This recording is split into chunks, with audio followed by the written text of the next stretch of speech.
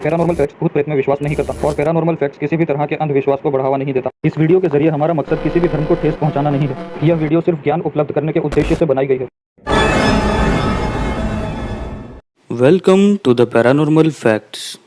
5 दिसंबर 1945 दोपहर के 2:10 यूएस नेवी के 5 टोरपीडो बॉम्बर विमान फ्लोरिडा से टेक ऑफ करते हैं। इस उड़ान को फ्लाइट 19 कहा जाता है। ये पांचों फ्लाइट्स अपना 3 घंटों का रूटीन ट्रेनिंग मिशन करने के लिए उड़ान भरते हैं। फ्लाइट्स में 14 क्रू मेंबर्स थे, जिन्हें लीड किया जा रहा था फ्लाइट लीडर द्वारा, जो कि एक अनुभवी पायलट और वॉर वेटरन भी थे। ये 5 प्लेन्स पूर्व दिशा में उड़ान भरते हैं फ्लोरिडा से। सब कुछ सामान्य चल रहा था और मौसम भी काफी साफ था, लेकिन उड़ान भरने के 2 घंटे बाद उनके स्क्वाडर लीडर रिपोर्ट करते हैं कि अचानक से उनके कंपास में प्रॉब्लम्स आ रही है। उनका कंपास काम करना बंद कर देता है। फिर वो अपना बैकअप कंपास निकालते हैं, लेकिन वो भी काम नहीं करता। उन्हें कुछ पता नहीं चल रहा था कि उनकी पोजीशन कहां पर है। ये बाकी प्लेन के पायलट से पूछते हैं कि हम कहां पर हैं, लेकिन बाकी प्लेन्स के उपकरणों में भी एबनॉर्मल तरीके से खराबियां आनी शुरू हो जाती है। उनके स्क्वाड्रन लीडर का नाम था लेफ्टिनेंट चार्ल्स कैरल टेलर, और कंपास खराब होने के बाद उनकी तरफ से काफी अजीबोगरीब और उलझा देने वाले मैसेजेस सुनने को मिलते हैं रेडियो ट्रांसमिशन से। टेलर ने कहा, Both my compasses are out and I'm trying to find Fort Lauderdale, Florida. I'm over land but it's broken. I'm sure I'm in the Keys but I don't know how far down and I don't know how to get to Fort Lauderdale. अचानक मौसम धीरे धीरे बिगड़ता चला जा रहा था। शाम के 4:56 टेलर को लगता है कि उनके विमान असल में गल्फ ऑफ मेक्सिको के ऊपर पहुंच चुके हैं, तो इसलिए वो अपने बाकी सारे प्लेन्स को कमांड देते हैं कि ईस्ट की डायरेक्शन में फ्लाई किया जाए। लेकिन कुछ फ्लाइट्स में क्रू मेंबर्स ऐसे भी थे कि जिनको अभी भी ये लग रहा था कि हम ईस्ट में पहले से ही मौजूद हैं और हमें वेस्ट की तरफ फ्लाई करना चाहिए। इसलिए अब उन्हें पूर्व दिशा की तरफ जाना होगा फ्लोरिडा जाने के लिए। इस ऑर्डर के अचानक बाद उनमें से एक प्लेन से रेडियो ट्रांसमिशन सुनने को मिलता है, Damn it, if we could just fly west, we would get home. Head west, damn it. यानी कि बाकी क्रू मेंबर्स को शक था कि उन्हें वेस्ट में फ्लाई करना चाहिए वापस घर लौटने के लिए। लेकिन मौसम बिगड़ता चला जाता है, सूरज ढलता जाता है और अंधेरा हो जाता है। इस वक्त ये माना जाता है कि ये प्लेन्स दरअसल 370 किलोमीटर ईस्ट में थे फ्लोरिडा से। शाम के 7:04 पर टेलर की तरफ से एक आखिरी रेडियो कॉल आता है। All planes close up tight. We'll have to ditch unless landfall. We all go down together. और इसके बाद ये पांचों के पांचों प्लेन्स गायब हो जाते हैं। आज तक इन प्लेन्स के बारे में कोई मालूमात हासिल नहीं हो पाई कि ये कहाँ हैं और इनके साथ क्या हुआ था। और सबसे दिलचस्प बात यह है कि जिस समुद्री इलाके में ये सब हादसे हुए हैं उसे आज हम बर्म्यूडा ट्रायंगल के नाम से जानते हैं। बर्म्यूडा ट्रायंगल के बारे में कहा जाता है कि समुद्र का एक बेहद रहस्यमय इलाका, कि जहां पर 100 से भी अधिक समुद्री जहाज और हवाई जहाज गायब हो गए और जिनका आज तक कोई अता पता नहीं मिला। ये एक ऐसा इलाका है जो अमेरिका में फ्लोरिडा से लेकर प्यूर्टो रिको तक और वहां से ऊपर बर्म्यूडा देश तक एक तरीके का ट्रायंगल बन जाता है। कुल मिलाकर ये 5 लाख स्क्वायर माइल से भी ज्यादा का एरिया है जहां पर ये ट्रायंगल बनता है। वैसे बर्म्यूडा ट्रायंगल के किस्से 500 से भी ज्यादा साल पुराने हैं। जी हाँ दोस्तों, साल 1492 क्रिस्टोफर कोलंबस जब नई दुनिया की खोज करने निकले थे, तब उन्होंने बताया कि जब इस इलाके से वो गुजर रहे थे तब उनका कंपास अजीब तरह का व्यवहार कर रहा था, जिससे उन्हें दिशा का ज्ञान नहीं हो पा रहा था। और एक रात जब उन्होंने अपने जहाज से बाहर आसमान की ओर देखा, तब उन्हें एक बड़ी ही अजीब रोशनी दिखाई दी। एक ऐसी रोशनी जो आग के गोले के जैसी दिख रही थी, और कोलंबस को वो आग का गोला आसमान से समुद्र में गिरता हुआ दिखाई दिया। इसे बर्म्यूडा ट्रायंगल से जुड़ी इतिहास की पहली घटना मानी जाती है और आने वाले दौर में इसे कई नाम दिए गए। लेकिन ये जो बर्म्यूडा ट्रायंगल नाम है, ये विंसेंट एच गद्दिस नाम के एक व्यक्ति ने अर्गोसी नाम की एक मैगजीन में एक आर्टिकल लिखा सन 1964 में, जिसका टाइटल था द डेडली बर्म्यूडा ट्रायंगल। और ये पहली बार था कि जब बर्म्यूडा ट्रायंगल शब्द को इस्तेमाल किया गया था। इस आर्टिकल में उन्होंने कई सारी डिसअपियरेंस जो पिछले कई दशकों से हुई थी बर्म्यूडा ट्रायंगल में, उनका खुलासा किया था और उन्हें लिंक किया था और ये साबित करने की कोशिश की थी कि कुछ तो है इस समुद्री इलाके में जो बहुत ही अजीब है, जिसकी वजह से इतने सारे विमान और समुद्री जहाज वहां जाकर गायब हो जाते हैं। खैर, वैसे तो इस समुद्री इलाके में होने वाली घटनाओं की भरमार है, जिन्हें मैं एक साथ इस वीडियो में नहीं बता सकता। तो चलिए दोस्तों आगे बढ़ते हैं। दोस्तों, वैज्ञानिकों ने इन हादसों के पीछे की वजह तलाश करते हुए सैटेलाइट से बर्म्यूडा ट्रायंगल की जांच की, जिसमें उनको कुछ ऐसा देखने को मिला जो शायद आज से पहले किसी को भी देखने को नहीं मिला होगा। उन्होंने नोटिस किया कि बर्म्यूडा ट्रायंगल के ऊपर कुछ ऐसे क्लाउड्स बन रहे हैं जो ना ही स्क्वायर हैं और ना ही सर्कल, बल्कि ये क्लाउड्स हेक्सागोन के आकार वाले हैं और इनका साइज 78 किलोमीटर जितना बड़ा होता है। विशेषज्ञों का मानना है कि शायद ये क्लाउड्स कोई साधारण बादल नहीं बल्कि एयर बॉम्ब क्लाउड्स हैं। यानी कि ये अजीब प्रकार के बादल बनते हैं तो इनके नीचे बहुत ही ज्यादा तेज हवाओं के झोंके चलते हैं, जिनकी गति 250 किलोमीटर प्रति घंटा जितनी होती है। इन हवा के झोंकों की गति इतनी तेज होती है कि कोई भी हवाई जहाज हवा में आसानी से उड़ नहीं सकता, और इनकी वजह से जो पानी में लहरें पैदा होती हैं, ना ही इनमें कोई बड़े से बड़ा समुद्री जहाज तैर सकता है। वैज्ञानिकों का मानना है कि शायद बर्म्यूडा ट्रायंगल में होने वाले हादसों के पीछे यही वजह मानी जा सकती है। इसके अलावा मैग्नेटिज्म के आधार पर भी वैज्ञानिकों के द्वारा एक और थ्योरी दी जाती है। वो कहते हैं कि धरती का जो असल में नॉर्थ पोल है और जो मैग्नेटिक नॉर्थ पोल है, वो दोनों अलग अलग पॉइंट्स हैं। तो जब आप कंपास से नॉर्थ की दिशा में देखते हैं तो वो मैग्नेटिक नॉर्थ पोल की तरफ इशारा करता है, लेकिन जो सच में नॉर्थ पोल है वो थोड़ा सा अलग है, जिसे जियोग्राफिक नॉर्थ पोल कहते हैं। इसके अलावा ये भी बताया जाता है कि चक्रवात और वाटर स्प्राउट्स भी भारी मात्रा में सबसे ज्यादा इसी इलाके में आते हैं, वो भी सबसे तेज रफ्तार से। सुनने में तो ये सारे वैज्ञानिकों के जवाब बड़े ही दिलचस्प लगते हैं, लेकिन कोई भी सीधा ठोस सबूत नहीं मिला कि जिस आधार पर यह कहा जा सके कि ये सारी घटनाएं इन्हीं वजहों से हुई हैं। ये सब बस एक तरह के वैज्ञानिक तर्क हैं कि इस तरह की चीजें समुद्र में हो सकती हैं, लेकिन सच में जिसकी वजह से कोई जहाज गायब हुआ हो, इसका कोई भी सबूत अभी तक मौजूद नहीं है। वैज्ञानिक इस जगह को लेकर ये भी बताते हैं अपनी बातों को साबित करने के लिए कि बर्म्यूडा ट्रायंगल के अलावा दुनिया में और भी बहुत से ऐसे इलाके मौजूद हैं कि जहां पर कई समुद्री जहाज और विमान गायब हुए हैं, बिल्कुल बर्म्यूडा ट्रायंगल की तरह, जहां पर बर्म्यूडा ट्रायंगल मौजूद भी नहीं है। जैसे कि मिसाल के तौर पर हाल ही में सामने आई मलेशियन एयरलाइंस की फ्लाइट की घटना, जो बर्म्यूडा ट्रायंगल में गायब नहीं हुई थी। वो कहते हैं कि असल में जो बात है वो ये है कि बर्म्यूडा ट्रायंगल में जो भी रहस्यमयी घटनाएं हुई, तब लोगों ने उन पर ज्यादा ध्यान देना शुरू कर दिया, लेकिन जो घटनाएं बर्म्यूडा ट्रायंगल के बाहर हुई थी उन पर किसी ने ज्यादा ध्यान नहीं दिया। अगर देखा जाए तो जो भी घटनाएं ये दुनिया के दूसरे इलाकों में हुई हैं, उन सारी घटनाओं से ज्यादा घटनाएं बर्म्यूडा ट्रायंगल में हुई, और जो दूसरे इलाकों में घटनाएं हुई हैं उनके बारे में ये कहा जा सकता है कि वो सारी घटनाएं प्राकृतिक या फिर उन जहाजों और विमानों में आई तकनीकी खराबियों की वजह से हो सकती है, क्योंकि धरती बहुत बड़ी है और इस धरती पर मौजूद समुद्र बहुत विशालकाय है, जिसके सामने हमारी टेक्नोलॉजी और हमारे बड़े से बड़े समुद्री या हवाई जहाज कोई हैसियत नहीं रखते। वो तो बहुत छोटे हैं और इनको ढूंढना मतलब घास के ढेर से सुई ढूंढने से भी ज्यादा मुश्किल है।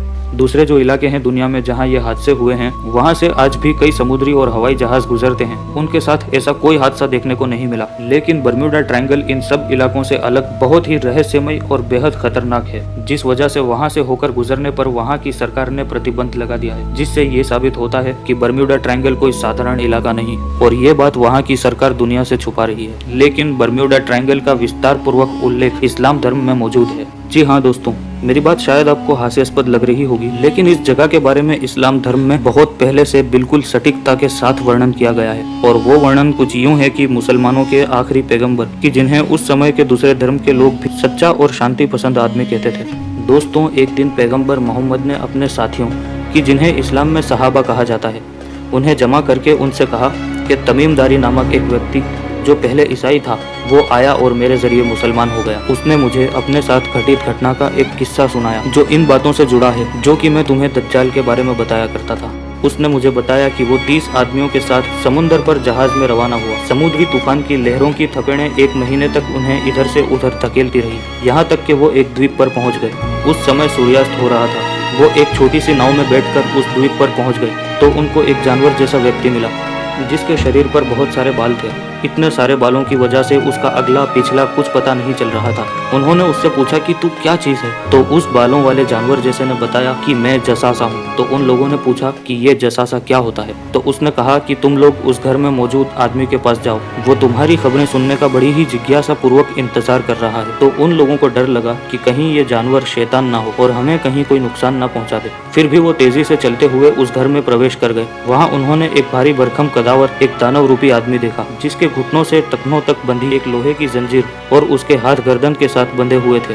तो उन लोगों ने उससे पूछा कि अब तू क्या चीज है? तो उस दानव रूपी आदमी ने कहा कि मेरा पता आप लोगों को जल्द ही चल जाएगा, लेकिन ये बताओ कि तुम कौन हो? उन लोगों ने कहा कि हम लोग अरब से आए हैं। फिर उन लोगों ने सारे सफर, तूफान और बाहर मौजूद उस जानवर रूपी जो खुद को जसासा बता रहा था, उसके बारे में बताया कि उसने हमें तेरी तरफ आने को कहा। फिर उस दानव ने उनसे 4 सवाल पूछे और वो चारों सवाल कुछ यूं थे कि मुझे अरब के एक प्रांत विशाल के नखलिस्तान के बारे में बताओ कि उसके नखलिस्तान के पेड़ों पर फल आते हैं या नहीं। तो उन लोगों ने जवाब दिया कि हाँ, फल आते हैं। फिर उसने तिब्रिया नामक एक इलाके की झील के बारे में पूछा कि क्या उसमें पानी मौजूद है। तो उन भटके हुए मुसाफिरों ने जवाब दिया कि हाँ, उसमें पानी मौजूद है। तो उस दानव ने कहा कि उसका पानी जल्द ही खत्म हो जाएगा। फिर और सवाल पूछते हुए उसने कहा कि मुझे जोहर नामक एक नहर के बारे में बताओ कि क्या उसमें पानी है और क्या लोग उसके पानी से खेती करते हैं। तो उन लोगों ने जवाब दिया कि हाँ, उसमें बहुत सारा पानी है और लोग उससे खेती करते हैं। फिर उसने पूछा कि मुझे मुसलमानों के आखिरी पैगंबर हजरत मोहम्मद के बारे में बताओ।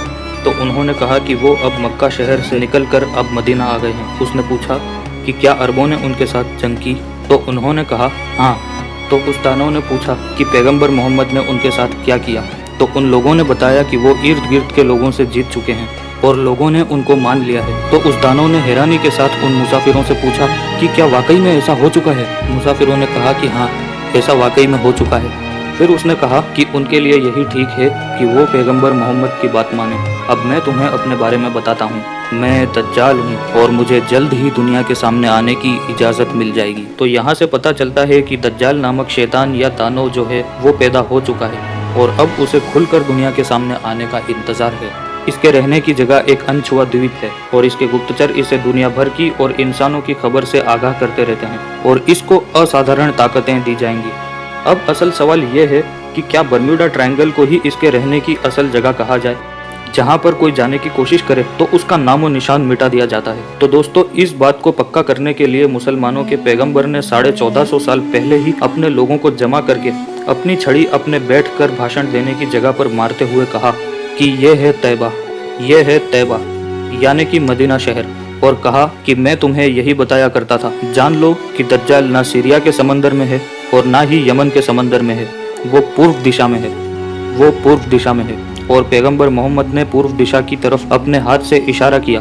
जब अरबी द्वीप से पूर्व दिशा की ओर देखा जाए तो सिर्फ 2 ही जगह ऐसी है जिसे पश्चिम के ईसाई भी शैतानी द्वीप, शैतानी समंदर या नर्क का दरवाजा मानते हैं। और खास बात यह है कि इस ट्रायंगल के दोनों सिरे अमेरिका से जा मिलते हैं, जहां सुदूर पूर्व प्रशांत महासागर के अनछुए और वीरान द्वीप आते हैं, जिनके आसपास मौजूद भयानक पानी के नाम डेविल सी यानी कि शैतानी समंदर रख दिया गया है। लेकिन सोचने की बात यह है कि आखिर ये शैतानी समंदर का नाम पश्चिमी लोगों और ईसाइयों ने क्यों दिया। अगर मुसलमान ये नाम देते तो बात समझ में आना आसान होता। खैर, वैसे ये हमारा विषय नहीं है। फिलहाल हम ये देखेंगे कि क्या ये दज्जाल नामक दानव का वास्ता बर्म्यूडा ट्रायंगल से ही है। तो पैगंबर मोहम्मद के द्वारा दी गई जानकारी के मुताबिक, जैसा कि उन्होंने कहा था कि दज्जाल पूर्व में है, चूँकि जमीन गोल है इसलिए हम मिसाल के तौर पर पूर्व की तरफ इशारा करें तो वो इसकी गोलाई की वजह से पश्चिम यानी कि प्रशांत महासागर तक पहुंचेगा। मगर ये एक स्पष्ट व्याख्या है।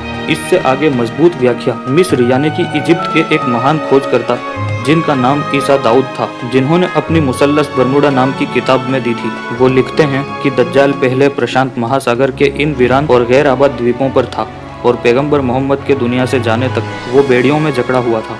लेकिन पैगंबर के जाने के बाद उसकी बेड़ियां टूट गई और वो आज़ाद हो गया, मगर उसे दुनिया के सामने आने की इजाज़त नहीं मिली और इसलिए वो शैतानी समुद्र यानी कि डेविल सी से शैतानी त्रिकोण बर्मुडा ट्रायंगल तक संपर्क में है, जिसके पास शैतानी सभ्यता फलने फूलने और अपने चरम पर पहुंचने वाली है।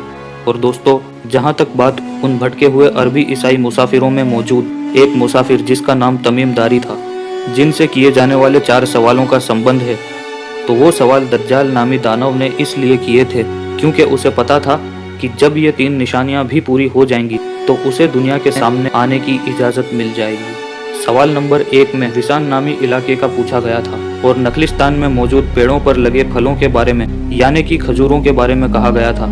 दोस्तों, विसान दरअसल फिलिस्तीन का इलाका है जहां पर इजराइल की हुकूमत है और अब वहां कोई फल पैदा नहीं होता। जहां तक बात उस दज्जाल के द्वारा पूछे गए दूसरे सवाल की आती है तो उसने पूछा था कि जोहर नामक एक नहर है जो इजराइल देश में डेड सी के पूर्व में मौजूद है, जिसका पानी अगर खत्म हो गया तो उसे दुनिया के सामने आने की इजाजत मिल जाएगी, और जो नहर अब धीरे धीरे सूख रही है और वहाँ की सरकार उस नहर को बरकरार रखने के लिए पूरी कोशिश कर रही है, लेकिन अब तक कोई कामयाबी उनके हाथ नहीं लगी। चलिए दोस्तों, तहकीकात को आगे बढ़ाते हैं और पक्का करते हैं कि वो शैतान इस वक्त कहाँ पर मौजूद है, उसे लोग क्यों तलाश नहीं कर पाए जबकि सैटेलाइट के जरिए जमीन का चप्पा चप्पा छान मारा है। इस वक्त आप जो लोग मुझे सुन रहे हैं, आप गूगल पर जाइए। अगर आप पे नहीं करते तो जरा पुरानी फोटोज मिलेंगी, और अगर आप पे करते हैं तो गूगल अर्थ आपको बता देगा कि आपका घर कहाँ है।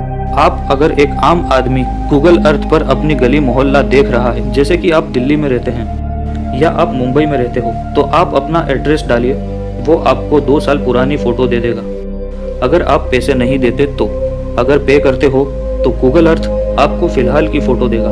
जब ये टेक्नोलॉजी आपके पास है, एक आम आदमी के पास है, तो ये याद रहे कि ऐसी टेक्नोलॉजी आम आदमी के पास कम से कम 10 से 15 साल के बाद आती है। ये जो आज हम अपने फोन में छोटे छोटे कैमरास इस्तेमाल करते हैं, ये 20 साल पहले इंटेलिजेंस इस्तेमाल करती थी जो आज हम इस्तेमाल करते हैं। तो कहने का मतलब ये है कि जो टेक्नोलॉजी हमारी आम जनता इस्तेमाल करती है वो अमेरिका में तो 10 से 15 के बाद आ जाती है। तो आप जब दिल्ली में बैठकर देख सकते हैं मुंबई को या अहमदाबाद को, तो बताइए जिनके पास सबसे बड़ी टेक्नोलॉजी है और उन्होंने आपको नहीं दी तो वो क्या कुछ नहीं देख सकते। उन्होंने तो पूरी जमीन को छान मारा है। तो इन्हें दज्जाल क्यों नहीं मिल रहा कि इतने शक्तिशाली लोग, यानी कि इजराइल के यहूदी समुदाय से संबंध रखने वाले लोग जो उस दानव दज्जाल को अपना मसीहा मानते हैं, जो उसको बुलाने के लिए इबादत करते हैं और उसकी तलाश में है, तो वो उन्हें क्यों नहीं मिल रहा। तो सबकी रिसर्च मैंने जब देखी तो अलग अलग और ना हजम होने वाले जवाब मिले। जैसे कि कोई कहता है कि वो किसी गुफा में रहता है, तो कोई कहता है कि वो लकड़ी के कॉफिन यानी कि ताबूत में रहता है, तो कभी कहते हैं कि ये आसमानों में रहता है। तो इससे मैं ये नतीजे पर पहुंचा कि सिर्फ बर्म्यूडा ट्रायंगल ही वो जगह है कि जहां ये शैतान रहता है, और सिर्फ ये एकमात्र वो जगह है जहां कोई भी इंसान या कोई भी टेक्नोलॉजी नहीं पहुंच सकती। इस इलाके की सही सैटेलाइट इमेजेस भी आज तक कोई नहीं ले पाया। अगर कोई कोशिश करता है तो वो जगह सैटेलाइट कैमराज में डिस्कवर ही नहीं होती। जो कुछ भी हमें बताया जाता है वो तो कुछ और ही होता है। दोस्तों, मैं आपको बताता चलूं कि फ्लोरिडा जो बर्म्यूडा ट्रायंगल के 3 सिरों में से एक है, जिसका मतलब ये होता है कि उस खुदा का शहर जिसका इंतजार किया जा रहा है। इसके अलावा मुझे एक और बात पता चली, वो ये है कि 2 खोजकर्ता जिनका नाम डॉक्टर जेम्स और डॉक्टर मॉरिस जेसू था, जिन्होंने रिसर्च करते हुए बर्म्यूडा ट्रायंगल के बारे में कुछ ऐसा जान लिया था कि जिसके बाद इन दोनों ही खोजकर्ताओं की बड़े ही रहस्यमय तरीके से मौत हो गई। अब पता नहीं कि इन दोनों के साथ क्या हुआ था, इन्हें मार दिया गया था या फिर क्या हुआ था, लेकिन प्रचारित ये कर दिया गया कि इन दोनों ने आत्महत्या कर ली थी।